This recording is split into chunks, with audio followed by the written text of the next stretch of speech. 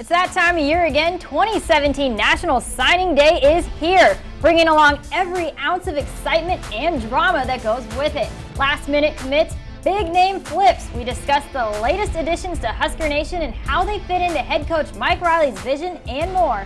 Next on this special edition of Nebraska Weekly.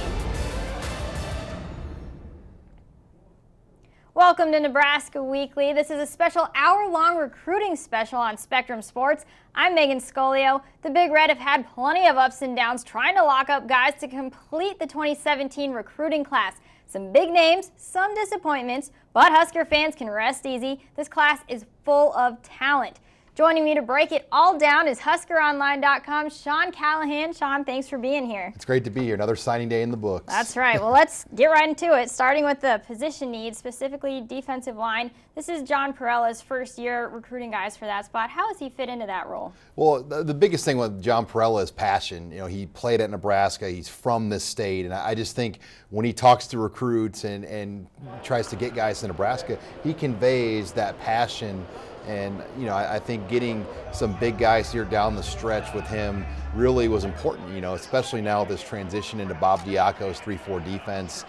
They needed some special type of linemen that fit this scheme, and I think they did a solid job really in closing out that D-line class. Now looking specifically at Guy Thomas, 4-star D-end out of Florida. He claims he's versatile and can play anywhere on the line. He also says he's fast, so how does he fit into that 3-4 scheme? Yeah, you know, he's the pass rusher of this group, and I think it remains to be seen, would he be an outside linebacker or would he be the 3-4 defensive end? I mean, he has that versatility to play really both spots. Now another interesting commit is Dante Watts. He's a 3-star D-tackle from Texas. He didn't play his sophomore year due to academic reasons, kind of got back into it during his junior year. What did Coach Perella see in him?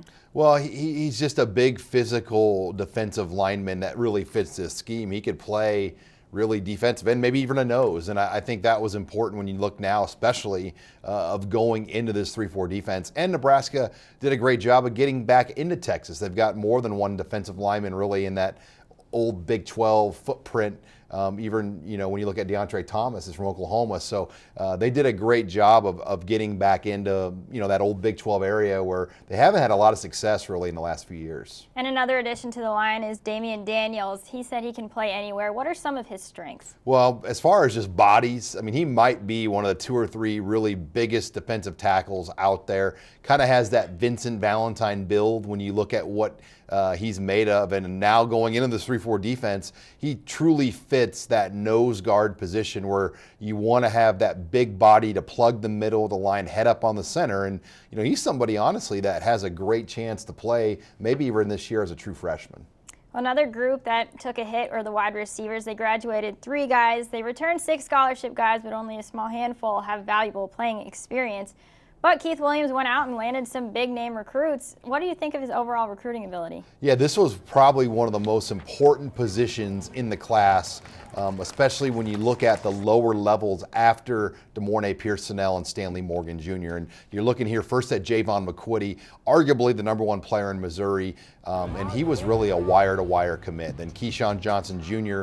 was kind of one of the guys that got this class going for Nebraska with his name recognition and his dad's name recognition and the relationship to Mike Riley that Keyshawn Johnson Sr. had all the way back as a #1 draft pick receiver when Mike Riley was his offensive coordinator at USC in 1995. And that relationship really played a part. Then you're looking here at Tyjon Lindsey. You know, this is probably, if you're ranking guys in the class, maybe the best overall recruit in this class for Nebraska. I know Keith Williams had him really #1 on the board, and you're talking about a guy that could come in here, Megan, and start as a freshman because you look at the slot receiver position. Jordan Westerkamp's gone, Brandon Riley's gone, DeMornay and Stanley kind of fit the edge.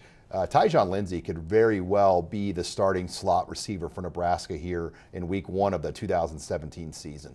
Well, let's look at the overall quality of this class. How does it compare with other Big Ten schools? I think when you look at the league, you have to start with Michigan and Ohio State. I mean, Ohio State particularly right up there as one of the top classes, and Michigan's right there as well. And then I think the next tier would be Penn State, and Maryland has been a real surprise. And then Nebraska. I think Nebraska's, you know, of the 14 teams, kind of in that 4th, 5th spot in the Big Ten when you look at these classes. But not a shocker, Ohio State, Michigan, Penn State up there. And Nebraska typically has the best class in the Big Ten West, and they will have the best class again this year over Minnesota, over Wisconsin, over Iowa. But that Big Ten East, really had a strong year again, and with Chris Ash at Maryland and kind of that Under Armour brand power they bring, Maryland had a great year. One of the more surprise teams in college football. That is surprising. Well, let's take a look at the timeline. The Huskers were making a lot of noise when Keyshawn Johnson Jr. and Tristan Gebbia committed. Then it seemed like things died down during the season. They went 0 for 4 at the U.S. Army All-American Bowl, but then Tyjon Lindsey started things up again when he flipped his commitment from Ohio State to Nebraska. So, Sean, what stood out to you about the way this whole thing played out? Yeah, you look at that drought. It was nearly 100 days Nebraska went without a commit. And it was a long drought. I mean, it went from basically the beginning of the season to Christmas that they went without getting a verbal commitment. And I think a lot of people got a little uneasy, but you credit Nebraska. They stayed patient because they could have just settled and got guys and filled spots, but they really believed in the guys they were recruiting, the guys that visited Nebraska, and they stuck with those guys. And they were able to kind of close out with some key names here down the stretch. One of which was Tyjon Lindsey. How much did his announcement impact the rest of the guys after him? Well, yeah, I just think anytime you can get a big name guy to decommit from Ohio State to come to Nebraska, that's going to open some eyes. And I think it really did a lot for Keith Williams because Keith really needed this. I mean, a year ago they struck out at receiver. They didn't really get anybody big time. I mean, J.D. Spielman's the only guy left on the roster. This year to get McQuitty, to get Lindsey, to get Keyshawn Jr., it's a really good group of receivers. They would have liked to maybe get one more in there, and that means now even next year in 2018, that receiver class is going to be that much more important. Well, this year there's quite a few athletes the Huskers had to wait until signing day to hear from.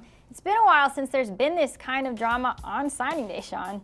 Yeah, you look up and down the list here, and I mean, several guys making their announcements here, and I've been covering it really since the start of when these announcements and things became really prevalent, and this was by far the most that we've ever seen. I mean, there were about 12 guys that Nebraska was involved in, and typically by Wednesday morning, you have a pretty good idea of who's coming and who's not.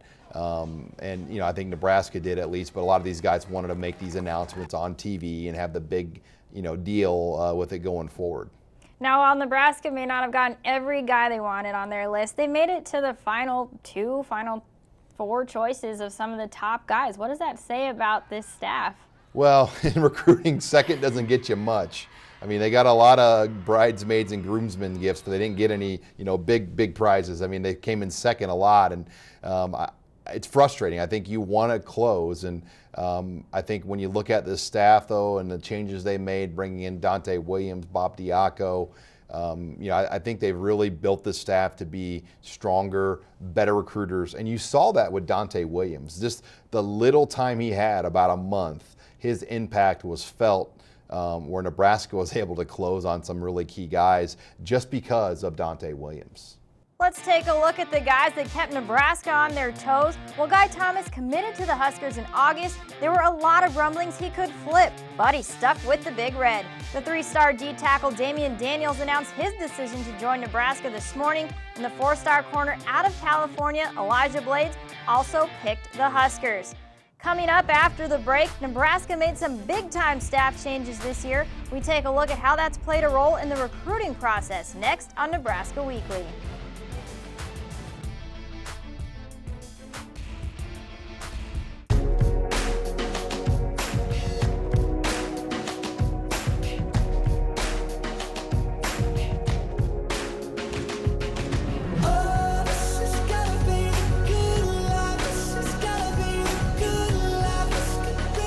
It's the simple things in life, all the little moments that together add up to something spectacular. Slumberland, it's a good life. You know, everything I know about living life well, I've learned at the funeral home. The view from life's end has shown me the importance of living in the moment and celebrating life every day. At Roper & Sons, we believe in the value of celebrating a lifetime of those special moments and help families do so through our creative and personalized services. To learn simple ways to celebrate life now, I invite you to visit our website or our Facebook page. Roper & Sons, Lincoln's leading funeral service provider for over 100 years. Every week, we deliver sports news from Kansas City and beyond. Scored 50 points in a game in this gym. From the high school level to our town's top professional athletes, make it Metro Sports Zone. When you need more than the score. Right after the regular season, Mike Riley announced the dismissal of special teams coordinator Bruce Reed, following up a couple weeks after the bowl game with somewhat surprising news that defensive coordinator Mark Banker's contract wasn't going to be renewed. In addition to that news came the announcement that DB coach Brian Stewart was leaving. But in that time, Riley brought on Dante Williams to coach the corners and Bob Diaco to be the new defensive coordinator. Sean, why make these changes? To win. I mean, the pressure is real. You're looking at what the expectations are. To me, it starts with winning the Big Ten West, recruiting at a high level. And I think when you look at some of the moves that were made, a lot of it was directly to recruiting. I think you bring in Dante Williams for his recruiting ability. Bob Diaco, it was really important, I think, for Mike Riley to make this switch into the 3-4 defense. As Mike Riley has always been a fan of running the 3-4, but Mark Banker didn't really know that system. And then you look at the final bowl game, and I think Mike Riley said to himself, I don't know if I can go a whole nother year running the same scheme and system, so we've got to make this change. And it's not easy. I mean, a very, very tough phone call he had to make, and a lot of people didn't agree with the nature of that, but they realized they only had a couple of hours to get Bob Diaco on the phone, to get him into Lincoln, and sometimes you've got to make tough decisions as a leader. Now, an interesting statement Athletic Director Sean Eichhorst made to Steve Sipple with Lincoln Journal-Star during one of the bowl practices. He said, quote, I think the tenacity in recruiting, building the roster, not only in talent but in depth is key. We're on our way. We have some work to do. You have to have talent to compete at the highest level, end quote. What do you make of that statement? I mean, it's true. I mean, it's about recruiting, and you look at some of the holes on this roster, it directly goes back to, recruiting misses and things like that in player development. So to compete with the big boys, you have to recruit. I mean, yeah, you can be like Iowa and, have a developmental program, but it doesn't sustain. I mean, for Nebraska to win and do what they want to do, they need to kind of have a mix of that blue-collar mentality with the high-profile recruits as well. And I think that's why some of these changes were made, and it's just not easy. I mean, but I do believe at the end, I think this was the right thing to do. One of the new additions is cornerbacks coach Dante Williams. He joined the team right before the bowl game. He's got a strong connection with California. How much did that factor into their decision to bring him aboard? It was a huge factor. I mean, you look at the hotbeds for Nebraska, and there's no question that Southern California, not necessarily Northern California, but the southern part is where things are at. Dante Williams is from there. He played junior college ball there. He played some college ball in that area. He's coached in that area. So his connections, his Rolodex of just people that he knows down there, it's as strong as anybody in the country. And then you put him with a program like Nebraska, he now has a product that he can really sell. Where Arizona, yeah, that's a good program, but it's not the same as Nebraska as far as when you walk around down there. So I think Nebraska brought out the checkbook. They're paying him as high as any defensive backs coach in the country, and I think it's right. It's justified based on what he's already shown here in recruiting. And he's got, one of the guys he got is Elijah Blades, and he's been on him for a while back when he was at Arizona. Once he switched to Nebraska, he kept after him. What stands out about this four-star cornerback? Well, he's 6'3", and he's from Pasadena, California, right outside Los Angeles. So just another piece to the Cal Nebraska when you look at all these guys that come in. And before Dante was here, Elijah Blades really wasn't considering Nebraska. And that shows you the impact that he had. When Dante came in, he was able to jump in and get this guy to switch his commitment from Florida, who's going to have multiple first-round draft pick corners this year, to get Elijah Blades to commit to Nebraska.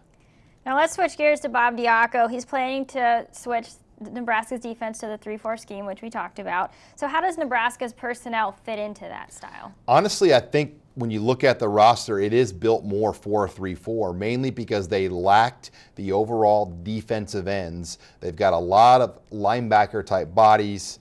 You're looking at one of them here, Avery Roberts, who's here for spring ball. That's going to have a great chance to play. But I think the defensive linemen they currently have on the roster are probably better fits in the 3-4, where if they were to go another season as a 4-3 team, I think it would have been a real liability just with their lack of defensive ends right now they have on the roster.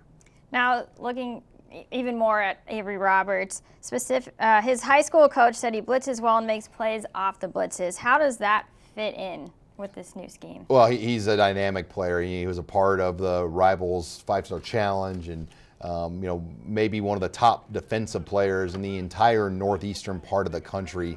Just a playmaker, and he's got a younger brother that Nebraska is already looking at as well. That's going to be a senior next year. So there may be another Roberts that could be in Lincoln with him down the road. His brother plays running back, I believe, but Avery is coming here to play. There's no doubt. And I think when you look at the way the linebacker position played at the end of the year, he's going to have a great chance because those guys struggled. And now you've got a new coach who specializes in linebackers. And I think Bob Diaco is going to be very intrigued to see what Avery Roberts can do. Do you think he'll play as a true freshman? Yes, I do. I just think when he's here early for the spring, you don't do that if you don't think you're going to play, particularly at a position where I think there is a lot of playing time to get. Well, coming up next, the Huskers' offensive identity is shifting gears. We break it down when Nebraska Weekly returns.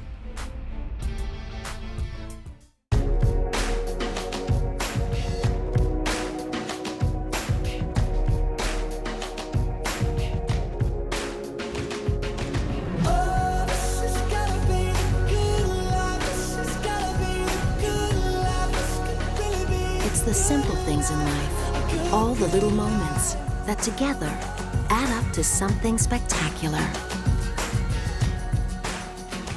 Slumberland, it's a good life.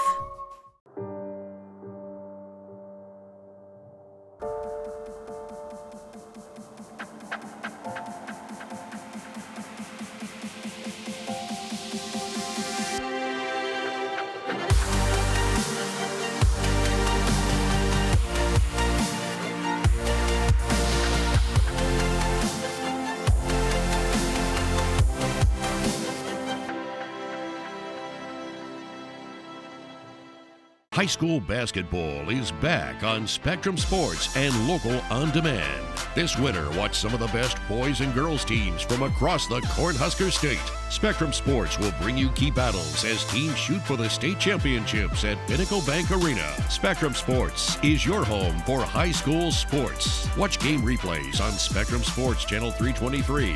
You can also catch the action on local on demand Channel 1020 and online at myspectrumsports.com.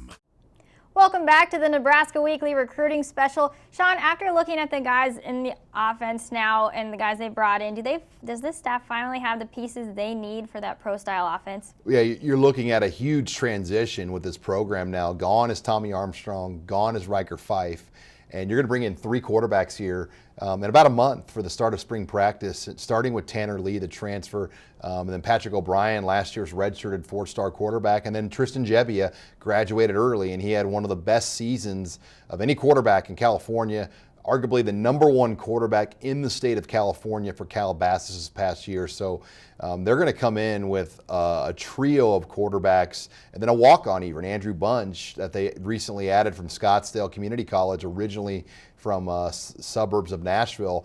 So it is going to be a complete overhaul of the position, and I think that's what's going to make spring football very exciting to see how these guys operate. How do you see that pro-style offense fitting in with the Big Ten overall?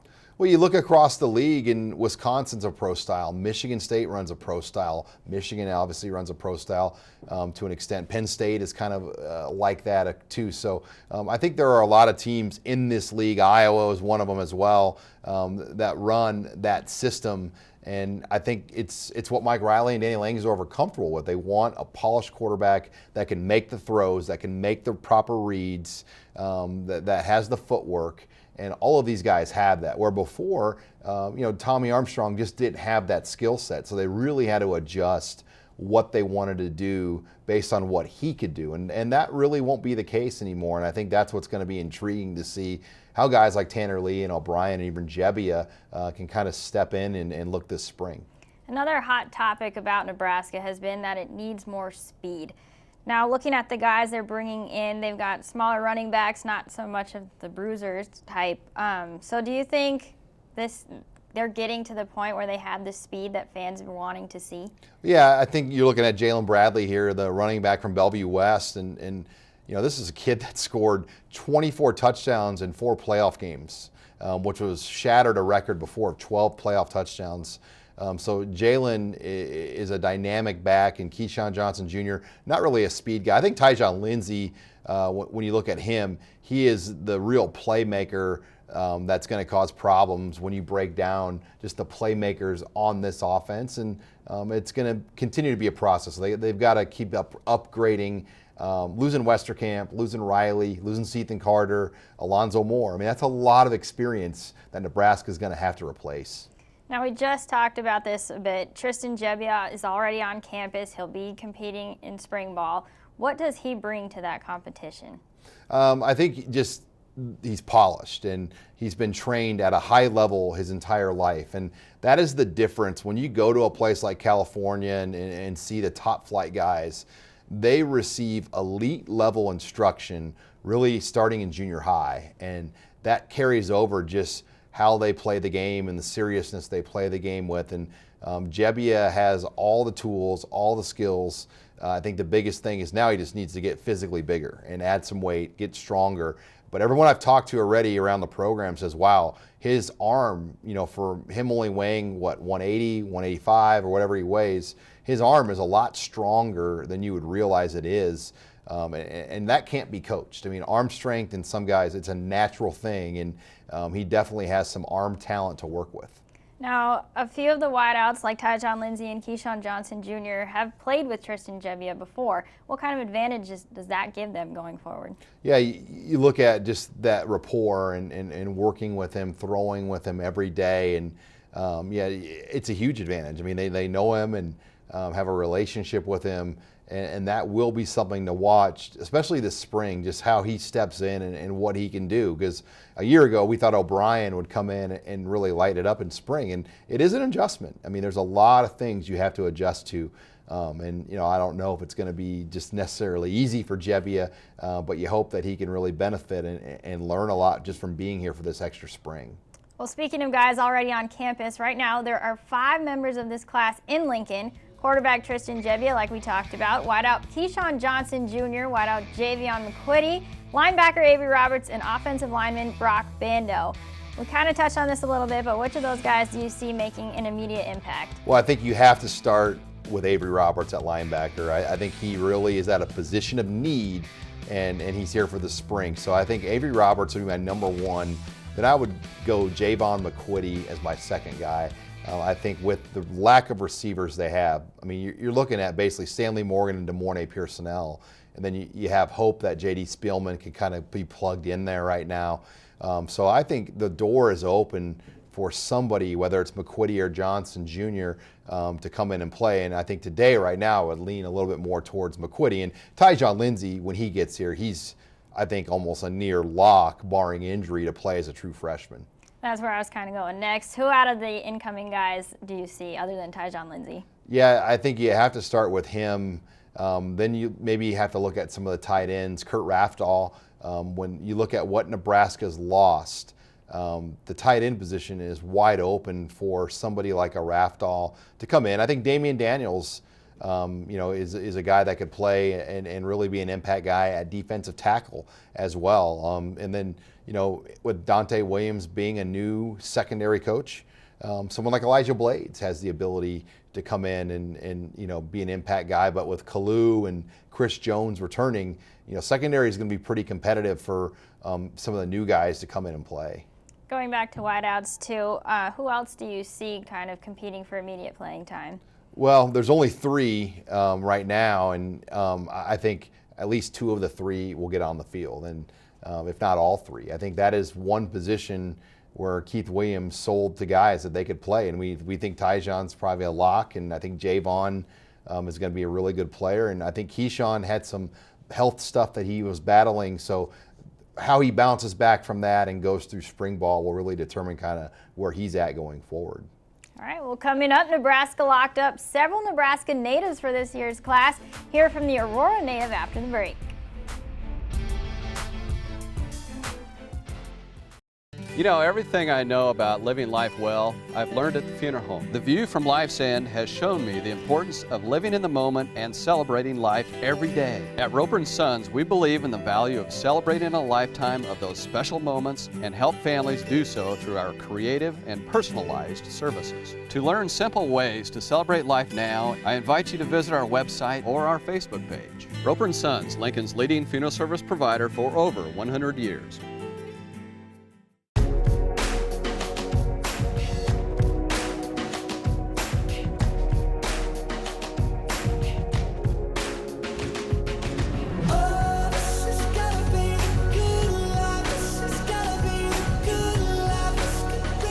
It's the simple things in life, all the little moments that together add up to something spectacular.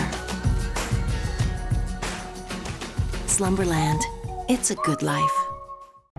Time Warner Cable Sports Channel is now Spectrum Sports and is still your home for Lincoln sports, bringing you exclusive Husker coverage and original programming like Nebraska Weekly and Nebraska Uncut, year-round Chiefs and Royals coverage, exciting dirt track action from Eagle Raceway, and thrilling high school games you can't get anywhere else. Diving to the pylon, touchdown! What you live for lives here on Spectrum Sports, exclusively on Spectrum.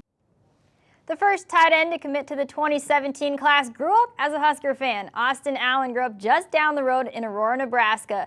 Now, his senior football season may not have gone quite the way he imagined, being sidelined with a knee injury, but he's overcome adversity and can't wait to get his career started with the Big Red. Well, Austin, when did you know you were on Nebraska's radar? When did you first find out?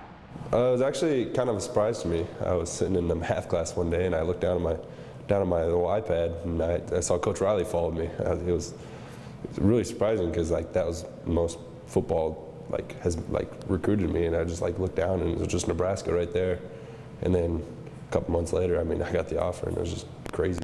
What was the time like, the process like, from when Mike Riley first contacted you till the offer? It was, they kept in touch every so often, and then once they did offer, we keep in touch every other night or so. It was kind of quiet up until I got the offer. Once you got that offer, what was going through your mind? It was ridiculous, but we were actually going to a basketball game. I was on the bus, and I got the call, and he gave me a scholarship, and I couldn't hold myself back. I couldn't sit down. I was jumping up and down. It was crazy. Yeah. Now, you also had offers from other schools like Iowa, Iowa State, UCF, UCLA as well. How did all of those offers factor into your decision? I looked around a little bit. Obviously, because you got to find the right coaching staff. That's who you're going to be with for the next 5 years. Iowa State was really impressive, but there's nothing like Nebraska, obviously. Yeah, being a Nebraska native too, how does it feel now that you're going to be joining the Huskers? Yeah, growing up, you always watching them on Saturdays, and it's always a dream, and now this dream's becoming a reality. Did you go to a lot of games growing up? One, maybe. Yeah. So what was it like going now as a recruit? It was ridiculous because everybody's looking at you, everybody's looking at the future, everybody's looking at the team. It's just going to be great to be a part of that.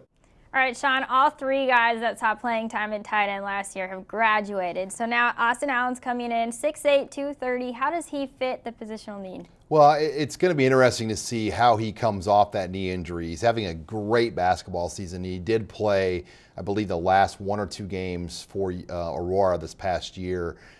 So he's got the size, he's got the athletic ability. I think the consensus is he needs to put on some weight, but he has the opportunity to be a real matchup nightmare just with his ability to go up and get the ball. He can run, he can jump.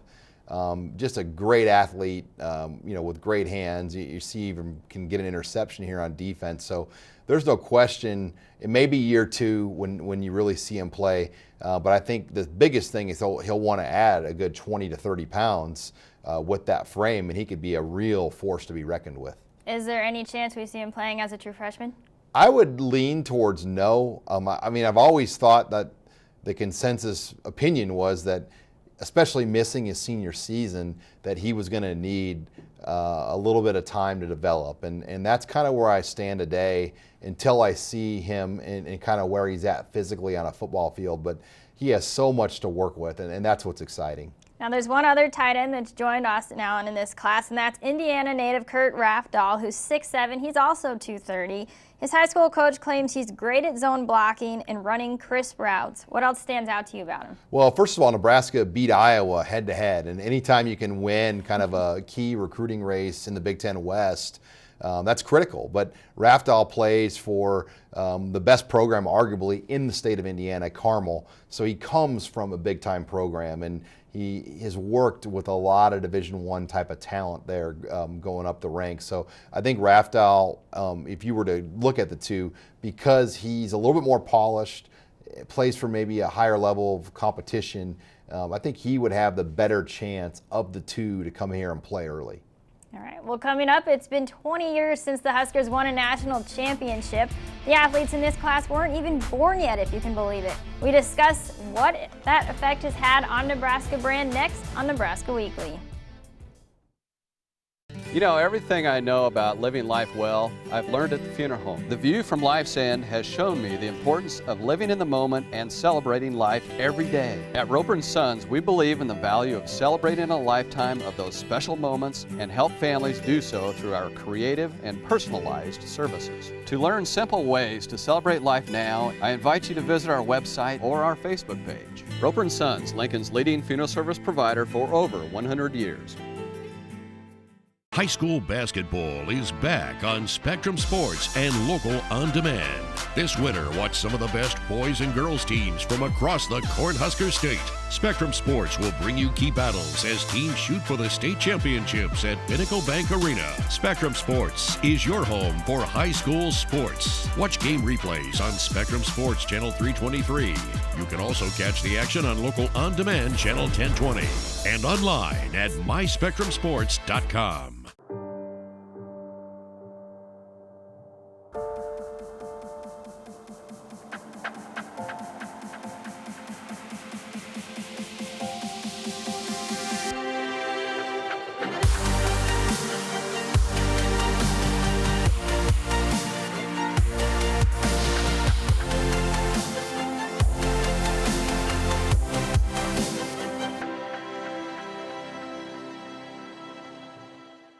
Every week, we deliver sports news from Kansas City and beyond. Scored 50 points in a game in this gym. From the high school level to our town's top professional athletes, make it Metro Sports Zone.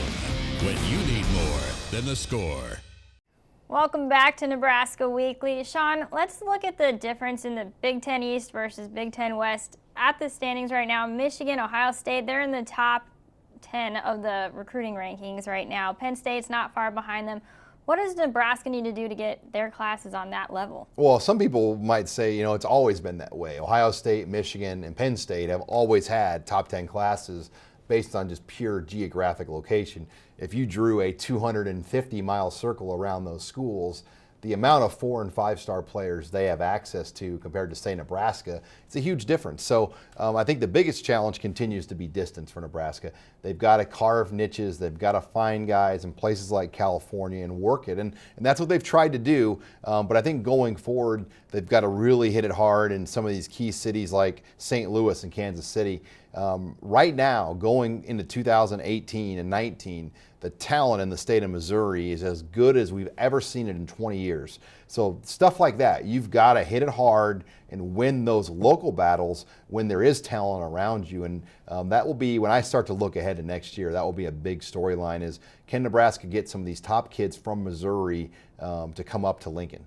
Now let's talk a little bit. Tyjon Lindsey was committed to Ohio State, but then he flipped to Nebraska. How big was that? Well, when you look at just the storylines in this class, that was really one of the bigger moments because they invested so much time and effort in Tyjon. He came to the satellite camp in California. I believe he was at the spring game. He came up, he was at a number of things. He came up to the Friday Night Lights camp, and so the amount of relationship and time they had in with him, Keith Williams was all over him. And to lose him to Ohio State in the beginning of the season, but to continue to keep tabs on him and build that relationship, that's what it's all about. Recruiting is about relationships, and Keith Williams never gave up on Tyjon Lindsey, and I think that was really one of the key reasons why Nebraska was able to get him. Now this coaching staff has a lot of California connections. What are the challenges of getting those kids to come to the Midwest? The biggest challenge is money. I mean, getting them to buy a plane ticket to come here when it's not official visit season, getting their parents to come and buy a plane ticket, get a hotel room, etc. I mean, it costs a lot of money. And I think when you look at some of the rules that are going to be changed, official visits are going to be able to take place in April, May, and June going forward. That's at least the NCAA proposal. There's going to be a December signing day along with February. Some of those rules will really help Nebraska because then they can bring in official visitors for the red-white game. They can pay for everybody. They can pay for mom and dad's plane tickets. And I think those things will go a long way because the biggest challenge for Nebraska is getting guys here. A lot of people have their perceptions of what this place is, and then they get here and they have a whole different feel. And you just got to get them here to kind of get them to really understand that this is not just some giant cornfield, and there's a lot more here to do than you would realize. Exactly. That's always their reaction when they get here. They're surprised that it's more than just corn. So how crucial are those official visits early in the process? Well, going forward, that will be a game changer because a lot of kids, history will tell you, they want to be committed before August of their senior season. But the current rules, you can't take officials till September.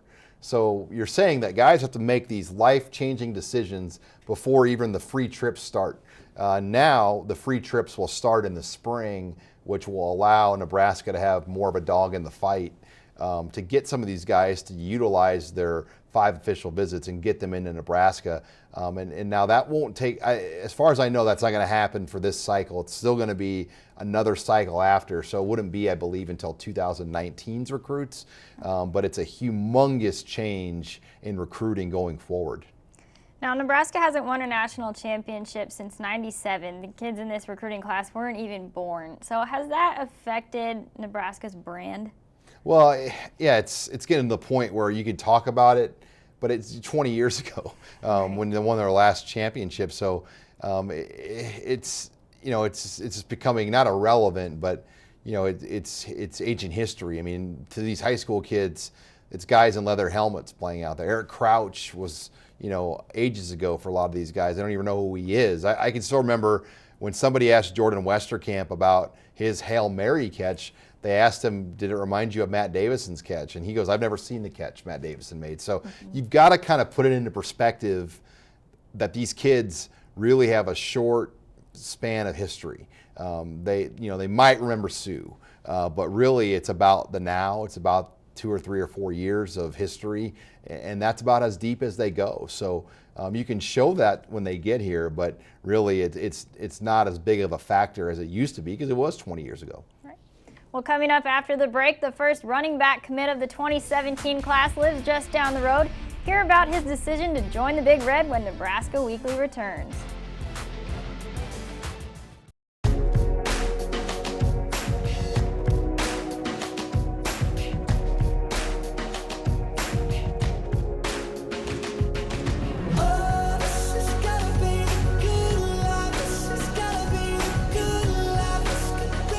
It's the simple things in life, all the little moments that together add up to something spectacular. Slumberland, it's a good life. You know, everything I know about living life well, I've learned at the funeral home. The view from life's end has shown me the importance of living in the moment and celebrating life every day. At Roper & Sons, we believe in the value of celebrating a lifetime of those special moments and help families do so through our creative and personalized services. To learn simple ways to celebrate life now, I invite you to visit our website or our Facebook page. Roper & Sons, Lincoln's leading funeral service provider for over 100 years. Every week, we deliver sports news from Kansas City and beyond. Scored 50 points in a game in this gym. From the high school level to our town's top professional athletes, make it Metro Sports Zone. When you need more than the score. Husker Online has Bellevue West Jalen Bradley listed as the top overall prospect in Nebraska this year. Looking at his senior season alone, he finished just shy of 3,000 yards rushing with 50 touchdowns, and he averaged 9 yards per carry. I caught up with the Husker commit to hear more about his decision to play for the Big Red. Well, Jalen, when did Nebraska first contact you? Probably June 7th, maybe, I think. I was on my way to go bowling, actually. Now, you had your official visit last weekend. What was that like? You know, I really liked it. You know, it was finally get a chance to see what campus life would be like when I go up there this summer. So I think I really did a good job. Well, you had a chance to talk to Keyshawn Johnson Jr. and Tristan Jebbia. What was that experience like? You know, finally getting to meet them, you know, because I hear a lot all about them. You know, when I went into the dorm, you know, they're actually pretty cool. So I think I'm going to vibe with them pretty good. I saw that J.D. Spielman was your player host, and you also had a chance to talk with Trey Bryant. What did they tell you about their experience? You know, they said, like, the whole campus thing, you know, it's real laid back, everyone's cool. They were saying, like, when you come up here for the summer, you know, the biggest thing is you just got to learn the playbook. You know, if you get that down, then you'll be fine. Now, Reggie Davis is going to be your position coach. What's your relationship like with him? I think it's really close. That's probably one of the reasons why I committed so quick, because the few times I've been down there, you know, I kind of clicked with him, and, you know, we got a close relationship, I'd say. What's he told you about his plans to use you?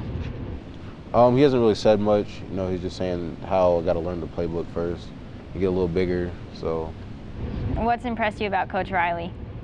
How calm he is. You know, I'd say he's a family person. You know, my mom really likes him.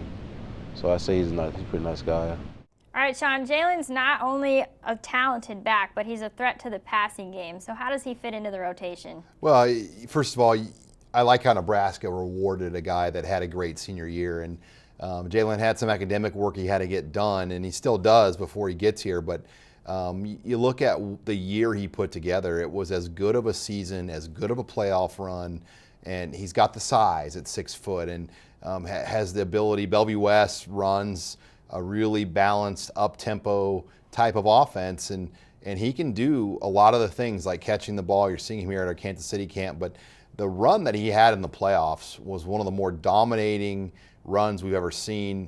I mean, he had over 400 yards rushing against Millard West, I believe 6 touchdowns or 8. I mean, it was one of the best games ever. And Millard West is a proud program, and for him to do what he did in some of these playoff games and then to tear apart Omaha North's defense like he did, a lot of people did not think that could happen. And Jalen Bradley, what separates him is he cuts at full speed. A lot of guys have to stop and go. When he's making a cut, it's at 100 miles an hour, and that's what makes him so dangerous when he gets the ball in his hands. Now, the other back in the commitment list is Ben Miles, who's more of a fullback. What similarities do you see between him and former Husker Andy Janovich? Yeah, it's hard to compare anybody to Andy Janovich because Andy is such a unique player, but I like the makeup of Ben Miles. He comes from a good program in Baton Rouge, and obviously we know his father's Les Miles, so he's been around a lot of big-time football growing up, and it's just hard to find true fullbacks in the high school ranks. And yeah, I mean, he has some similarities, the way you see him run the ball to Andy Janovich. And I get this question so much, like, when will the fullback get more carries? I'm like, well, Andy Janovich was pretty special. You know, he kind of forced their hand. I don't know if Ben Miles is that kind of guy, and it's hard to envision or say if the fullback is going to get 50 carries in a season. But there's no doubt Ben Miles will come in with an opportunity to play early because of what that fullback position looks like. Luke McNitt's really the only guy they return, and you would think Miles, if he comes in and ready to roll, he could play as a freshman. The in-state talent, how would you rate this class? It was a great year on the in-state. There were 10 players that signed FBS, which that's on the high end. I think the record maybe all time in the modern era is 14 or 13, but usually it's closer to 6 on most years. So they've had 10 kids this year go Division I, and then probably another 10 that went FCS. So it is a very solid group of 20 or so prospects that are going to play at places like Central Florida and Noah Vedral. Wyoming's got 4 kids from the state of Nebraska. And Ohio got Brett Cottrell late. North Dakota State got Jack Bagley from Miller North. Then South Dakota State continues to do a lot of damage here, and so does South Dakota. So it's a really good group, and the Huskers got 3 guys when you include Brock Bando. I include Brock Bando because IMG is really not, I don't consider a Florida high school, and Brock is a Lincoln Southeast native. His mother still lives in Lincoln, so when you include Brock Bando, I mean, it's even that much more of an impressive group of in-state kids. Coming up all year long, we've heard Calibraska, it's a movement. Well, we take a deeper look into the effect it's had on this year's class after the break.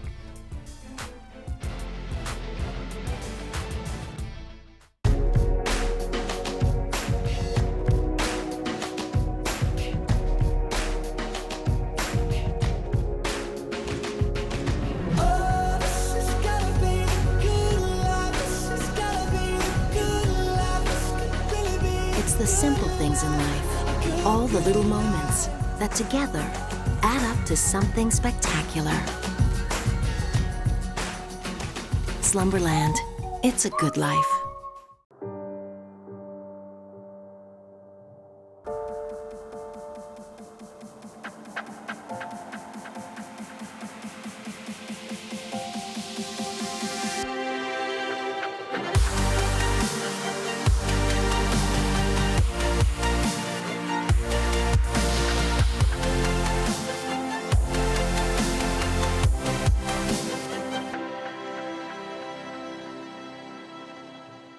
High school basketball is back on Spectrum Sports and Local On Demand. This winter, watch some of the best boys and girls teams from across the Cornhusker State.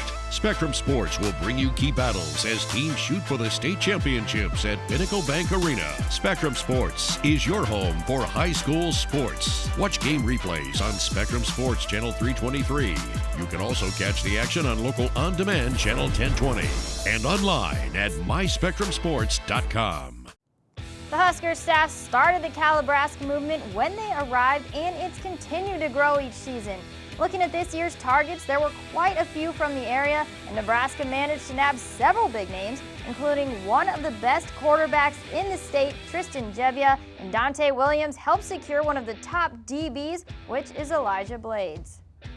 Sean, this staff has created the Calibraska movement. Just what impact has it had on Husker Nation? Well, it's been a unique brand of marketing, and I think it's caught on. I mean, you saw T-shirts and the coaches wearing T-shirts in the camp in Southern California this year when they had the satellite camp, and it really is a brand and a hashtag or whatever you want to call it that kids have really jumped on board. And I mean, I've even heard Rick Neuheisel, they were joking on a national show that they were going to interview Mike Riley on signing day from Nebraska, and Rick Neuheisel goes, "No, it's Calibraska," joking the impact that they've had getting the talent. And it speaks to Mike Riley's reputation, his reputation in Southern California from Oregon State. I mean, this is a guy that was offered the USC job twice and turned it down. I think UCLA even flirted with him. So he's well regarded in those circles. His development record in those circles speaks for itself. And I think that really is what Calibraska is all about, is it starts with the head coach, Mike Riley. Now, when Coach Riley and his staff first got to Nebraska, they stressed the importance of getting the talent in the 500-mile radius. Looking at the map, they've got 6 guys from that radius, including wideout Javion McQuitty and D-tackle DeAndre Thomas. How do you think they did? You know, it's a good group. Would have liked, I mean, you always want to see more. There was nobody in South Dakota this year that they wanted. Iowa is always a hard state because you've got 2 Division I programs there, and typically the Hawkeyes get who they want, especially on the eastern side of Iowa. So I'm never too surprised that they kind of get shut out in Iowa at times. But Missouri and like Colorado, those are kind of the 2 states with more talent that you'd like to see them hit more in. They didn't really get into Colorado much this year, and I mentioned earlier in the show, Missouri is going to be a huge priority. I mean, I think you look in the next couple of years, they could get ideally 3 guys a year out of Missouri, if not more, based on some of the talent that they have in the state, particularly in St. Louis, coming up here in the next couple classes. Now looking at the Big Ten footprint overall, there's 7 guys in this class from the area. Comparing that to last year, it's roughly the same. Do you think that's a good number? Yeah, it's a good balance. It just depends on your need and what's available too. And I think the further east you get, the harder it is. Because the further east you get, you start running into more Big Ten powers that want those guys that are on that map there. So I think for Nebraska, they've determined that going west is the best formula because you look at the entire Mountain Time Zone and the West Time Zone, Pacific Time Zone. There's one Power 5 conference in that time, those 2 time zones. That's the Pac-12. So you've got 12 schools that cover half the country in those time zones. Where on the other 2 time zones, you've got 4 Power 5 conferences. So I think for Nebraska, they've said, you know what, we've got a better chance of winning more head-to-head battles out west because very few teams from the east go all the way west. So I think that's why Nebraska continues to prioritize the West Coast. Now, one guy in the Big Ten footprint is offensive lineman Matt Sichterman. While it's rare for a true freshman to start on the line, what will he add to the competition? Well, he's just a great tackle body. He's actually a triplet.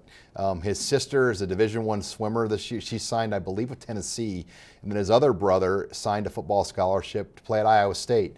So 3 triplets in this family, and they all signed Division I scholarships. And Matt is no doubt a polished player, and Mike Cavanaugh is just thrilled. I mean, they went out and watched him play, I believe, during the Ohio State game that night. And I think they really feel like they got on him early and like what he brings to the table. And another guy from the Big Ten footprint is linebacker Andrew Ward, who played inside linebacker in high school, but Nebraska sees him more as an outside linebacker. Why is that? Yeah, I think just his ability to come off the edge and make plays, and now with this move into the 3-4 defense, I don't know if he fits the inside as well because you've got to be a little bit bigger to be an inside guy in the 3-4. So no, there's no doubt he's coming in with the transition with a great opportunity. All right, well, coming up, we get some final thoughts from Sean on the latest additions to the Big Red.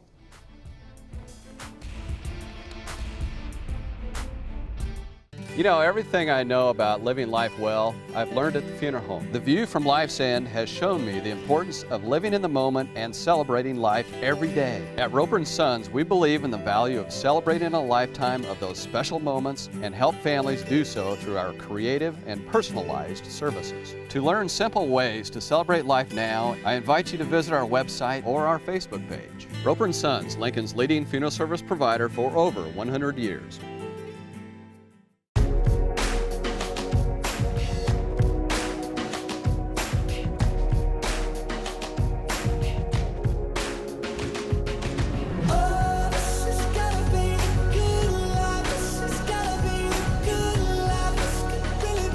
The simple things in life, all the little moments that together add up to something spectacular.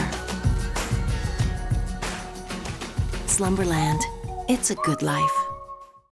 Time Warner Cable Sports Channel is now Spectrum Sports and is still your home for Lincoln sports, bringing you exclusive Husker coverage and original programming like Nebraska Weekly and Nebraska Uncut, year-round Chiefs and Royals coverage, exciting dirt track action from Eagle Raceway, and thrilling high school games you can't get anywhere else. Diving to the pylon, touchdown! What you live for lives here on Spectrum Sports, exclusively on Spectrum. Welcome back to Nebraska Weekly. Well, another signing day is in the books. Sean, Mike Riley now has 2 full seasons under his belt. How do you think he's adjusted to the pressures of Nebraska? Well, I mean, he was able to get a 9-win season, and I think we all got a little teased though when they're 7-0, ranked in the top 10 for 4 weeks this year, and then took Wisconsin to overtime. I think everybody wanted a little bit more, and obviously they kind of struggled down the stretch against Iowa and against Ohio State in the bowl game, but I think they took a step forward, and they kind of survived this transition year of getting through Tommy Armstrong and this group of players to now turning the page to what they really want to do. And that's run a 3-4 defense now, and that's bringing a pro-style quarterback, whether that's Tanner Lee, Jebbia, or Patrick O'Brien. Now, this is head coach Mike Riley's third recruiting class. So what are your overall thoughts on the guys he's brought in? Well, I think it's been a work in progress. The offensive line has been an area where they've really had to try to get more guys and develop for the future, because there just wasn't a lot left for them to work with. Linebacker's been a tough process as well, and receiver was a huge priority this year for the Huskers in recruiting. But the quarterback recruiting has been what's been impressive. You think about the last several years before Mike Riley, Nebraska has struggled in quarterback recruiting, and now you look at what they bring in this spring, and that's probably the most exciting thing, is to know that they're going to have a legitimate battle with some very, very proven veteran-type quarterbacks coming in that could run this offense. Now, this is also the third year that there's no JUCO guys on the roster. Why do you think that is? It is interesting. That is one of the more surprising trends, because when Mike Riley was at Oregon State, he recruited a lot of junior college players. When Bo Pelini was the coach here, a lot of the NFL draft picks, Levante David, Jamarcus Hardrick, down the board, were junior college players, Stanley Jean-Baptiste. And so it is a little perplexing to me that Nebraska has kind of gotten off the JUCO market. They flirted with a few guys this year, but they really didn't go all in. And I personally think they should always try to get 1 or 2 or 3 a year, because those are 5-star guys that you can get that aren't in the high school ranks being as heavily recruited. And you can get a Levante David and bring him in, or Randy Gregory, or somebody of that type of impact that maybe you couldn't get in the high school ranks. How has the talent changed or even grown since Mike Riley's been here? Well, yeah, quarterback has been one of the areas. I think the secondary continues to get better and deeper going forward, but so much now will be the scheme change on defense and how the current players kind of fit to that group. I think John Perella, though, when you look at the job he did, really undermanned with his defensive line. They had more sacks this year as a team than they did a year ago with Malik Collins and Vincent Valentine in that group. So to get 26 sacks out of that group up front was a great coaching job by this defensive staff, and Perella particularly did a great job. And how do you think they did overall addressing positional needs?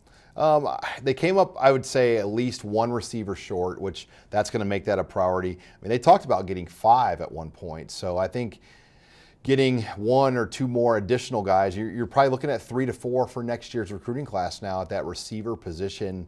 When you break it down, running back will be a big priority again.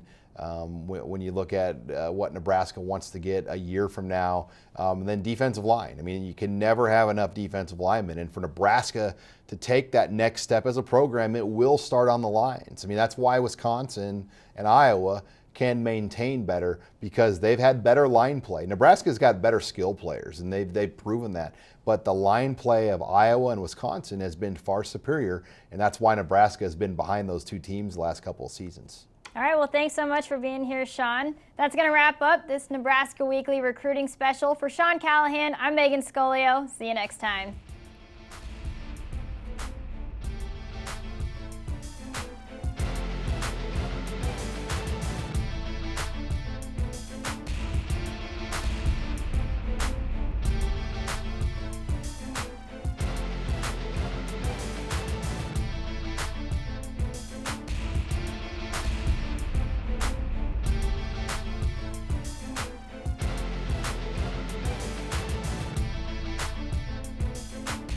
You know, everything I know about living life well, I've learned at the funeral home. The view from life's end has shown me the importance of living in the moment and celebrating life every day. At Roper & Sons, we believe in the value of celebrating a lifetime of those special moments and help families do so through our creative and personalized services. To learn simple ways to celebrate life now, I invite you to visit our website or our Facebook page. Roper & Sons, Lincoln's leading funeral service provider for over 100 years.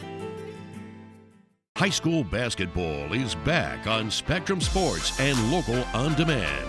This winter, watch some of the best boys and girls teams from across the Cornhusker State. Spectrum Sports will bring you key battles as teams shoot for the state championships at Pinnacle Bank Arena. Spectrum Sports is your home for high school sports. Watch game replays on Spectrum Sports Channel 323.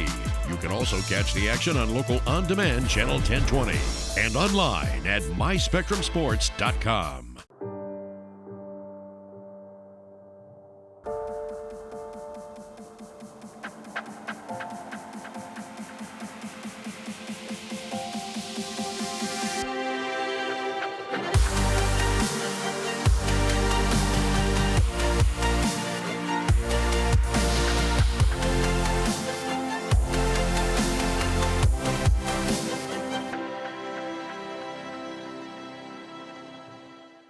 Every week, we deliver sports news from Kansas City and beyond. Scored 50 points in a game in this gym. From the high school level to our town's top professional athletes, make it Metro Sports Zone. When you need more than the score.